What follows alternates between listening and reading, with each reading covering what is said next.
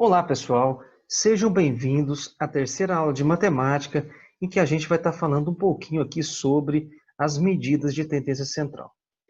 Especificamente, nessa aula eu vou falar sobre 4 medidas importantes, e que a gente pode verificar nas questões do Enem uma certa recorrência. Então, a primeira que a gente vai estudar é a média aritmética simples, a média ponderada, a mediana e a moda. Na média aritmética simples, nós temos a seguinte ideia. Inicialmente, pessoal, nós vamos considerar aqui um conjunto de valores, tá? Eu posso estar atribuindo um conjunto de valores de forma genérica, né? x1, x2, x3, até xn, como sendo um conjunto de observações. Então, por exemplo, vamos supor que eu tendo esse conjunto de observações, eu tenha interesse em calcular qual que é a média aritmética dele, certo? O que eu vou fazer? Eu vou somar todos os valores e dividir pelo número deles, tá? Uma forma de você estar formalizando o conceito de média aritmética é utilizando aqui a notação de x-bar, tudo bem? Então, vamos seguir aqui um exemplo. Sabendo-se que a produção leiteira da vaca A, durante a semana, foram de 10, 14, 13, 15, 16 e 12 litros, qual é o valor médio de produção? Então, o que a gente vai fazer? Somar todos os valores de produção e dividir pelo número de valores que eu somei. Tudo bem? Então, fazendo esse procedimento, nós vamos ter aqui que a produção média dessa vaca foram 14 litros. Média aritmética ponderada. Nesse tipo de medida, nós temos aqui uma particularidade.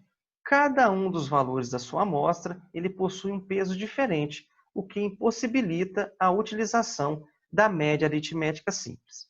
Então, vamos acompanhar aqui em um exemplo. O exame de seleção pode ser composto de 3 provas, onde as 2 primeiras têm peso 1 e a terceira tem peso 2. Um candidato com as notas 70, 75 e 90 terá qual média final? Observem que aqui nós temos a questão de ponderação. Cada uma das avaliações possui um peso diferente, então não posso considerar basicamente a média aritmética simples. Eu preciso estar levando em consideração esses pesos. Então, qual vai ser a conta que eu vou fazer para calcular a média aritmética ponderada? Levando em consideração, é claro, os pesos. Eu vou fazer aqui, pessoal, uma soma, certo? Dos produtos de quem? Dos pesos das provas, tá? Pela sua respectiva nota. Então, o que você vai pensar? Ó, qual foi o peso da primeira prova? O peso da primeira prova é 1. Eu vou multiplicar pela nota da primeira prova. Mais 1, que é o peso da segunda prova, vou multiplicar pela nota da segunda prova, mais eu vou pegar aqui, pessoal, o peso da terceira prova, que é 2, e vou multiplicar aqui pela nota alcançada na terceira avaliação. O denominador aqui, eu vou fazer o seguinte, eu vou somar todos os pesos. Observem que os pesos aqui é 1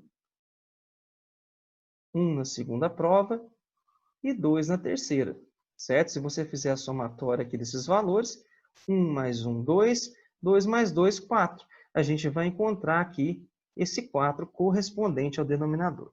Então, pessoal, fazendo aqui todas as operações necessárias, a gente vai encontrar que a média aritmética ponderada desse candidato é 81,25.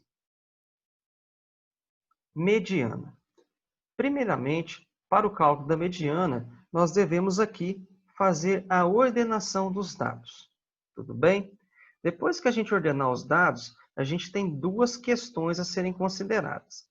Se o número de elementos da sua amostra for ímpar, então a sua mediana, o valor da mediana, ele vai estar na posição n mais 1 sobre 2, em que o n é o número de elementos do teu conjunto. Tudo bem? Caso contrário, se o número de elementos da sua amostra for par, você vai ter que considerar a média aritmética dos 2 termos centrais. Como que a gente vai pensar nisso? Você vai fazer a seguinte pergunta. Qual é o elemento da posição n sobre 2. Você encontrou o elemento. Soma com o da frente e divide por 2, você consegue encontrar a mediana. Vamos aqui para dois exemplos. No primeiro exemplo, nós temos aqui um conjunto com 5 elementos. Então, eu tenho que ver o nzinho vale 5, certo? Aí eu vou pensar o seguinte, para encontrar a mediana, inicialmente eu preciso estar fazendo a ordenação desse conjunto. Então, vamos ordenar aqui, ó. 1, 3, 5, 7 e 8. Então, voltando aqui ao primeiro critério, se o número de elementos da sua amostra for ímpar, a posição do elemento, que é a mediana, eu vou ter que fazer o seguinte, n mais 1 e dividir por 2. Tá ok? Então, nós vamos fazer isso. n mais 1 dividido por 2, nós vamos ter aqui, ó, 5 mais 1 sobre 2. 5 mais 1, 6. 6 dividido por 2, 3. Nós temos que esse 3 aqui é o elemento, né, a posição do elemento que está aqui no conjunto ordenado. Portanto,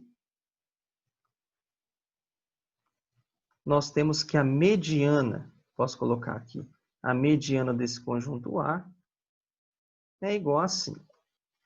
Tudo certo? Exemplo 2 aqui com o conjunto B. Se eu vou fazer o cálculo da mediana, inicialmente eu preciso ordenar esse conjunto. Tá? Vamos pegar aqui 1, 2, 3, 4, 6 e 8. Observem que o número de elementos desse conjunto é par, tá? É 6.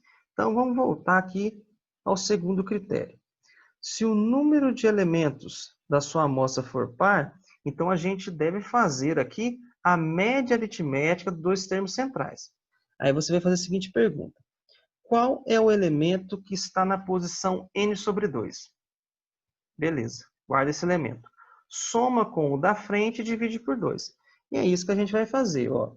Qual é o elemento que está na posição n sobre 2? O meu nzinho aqui vale 6, eu vou fazer 6 dividido por 2, eu encontrei 3, certo? Qual elemento que está na posição 3 na amostra ordenada? É o 3. Qual o elemento da frente? 4. Eu vou somar 3 mais 4 e dividir por 2. 3 mais 4, 7. Dividido por 2, 3,5. Dessa forma, a gente encontrou aqui dois exemplos simples para o cálculo da mediana. Moda. Essa medida de tendência central está relacionada ao valor que mais aparece no seu conjunto.